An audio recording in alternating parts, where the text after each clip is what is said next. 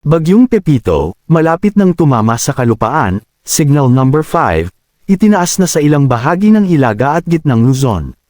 Anumang oras mula ngayon ay magla-landfall na sa central portion ng Aurora ang Bagyong Pepito, at dahil dyan, itinaas na ang signal number 5 sa ilang bahagi ng Aurora, Quirino at Nueva Vizcaya. Wind signal number 5 central portion of Aurora, Dipakulaw, Baler, Dinalungan, Maria Aurora, Kasiguran, San Luis, the southern portion of Quirino, Nagtipunan, and the southern portion of Nueva Vizcaya, Alfonso Castañeda. Wind signal number 4 the rest of Aurora, the rest of Nueva Vizcaya, the rest of Quirino, the southern portion of Ifugao, Kiangan, Lamot, Tinop, Asipulo, Lagawe, Benguet, the southern portion of Ilocos Sur, Alilem, Sugpon, Suyu, Santa Cruz, Tagudin, Lonayon, the eastern portion of Pangasinan, Sison, Tayug, Binalonan, San Manuel, Asingan, San Quintin, Santa Maria, Natividad, San Nicolas, Balungao, Pozo-Rubio, Lawak, San Jacinto, San Fabian, Manawag, City of Urdaneta, Rosales, Umingan, Mangaldan, Mapandan, Villasis, Santo Tomas, the northern portion of Nueva Ecija, Gabaldon, Laur, Bongabon, Pantabangan, Rizal, General Mamerto Natividad, Lupao, San Jose City, Llanera, Caranglan, Sayan City of Muñoz, Talugtog, Cuyapo, and the northern and eastern portion of Polillo Islands, Panukulan, Burdeos, Patnanungan, and Humalig.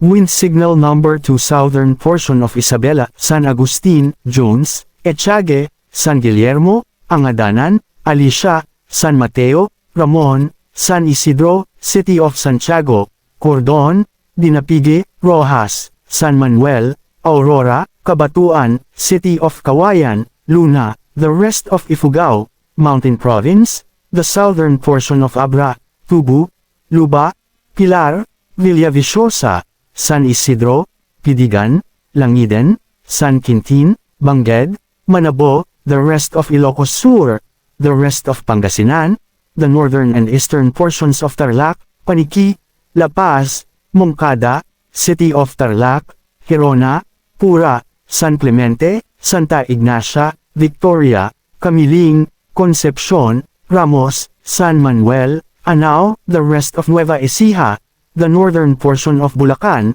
Doña Remedios Trinidad, San Miguel, and the northern portion of Quezon, Infanta, General Nakar, including the rest of Polillo Islands.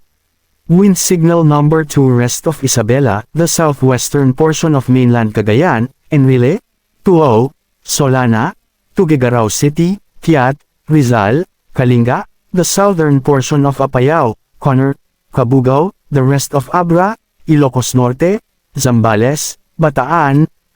Pampanga, the rest of Bulacan, Metro Manila, Rizal, Cavite, Laguna, the central and eastern portions of Quezon, Pitogo, Buena Vista, Lucena City, Calawag, Pagbilao, Chaong, Lopez, Guinyangan, Unisan, General Luna, Claridel, Quezon, San Antonio, Alabat, Candelaria, Lukban, Sampaloc, Padre Burgos, Sariaya, City of Tayabas, Macalelon, Mauban, Dolores, Perez, Agdangan, Gumaca, Atimonan, Real, Tagkawayan, Camarines Norte, and the northwestern portion of Camarines Sur, Del Gallego, Ragay, Lupi, Sipocot.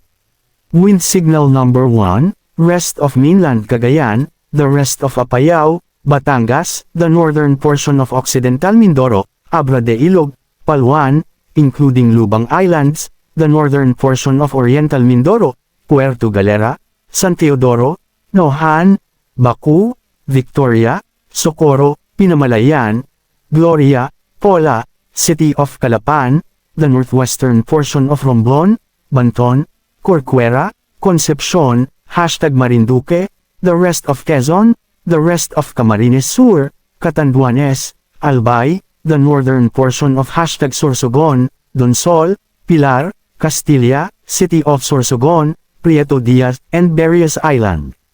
Pagkatapos maglandfall ni Pepito sa Aurora ngayon hapon ay tatawiran nito ang Northern at Central Luzon at maaaring makalabas na ng landmass pagsapit ng hating gabi o bukas ng madaling umaga, Lunes, November 18.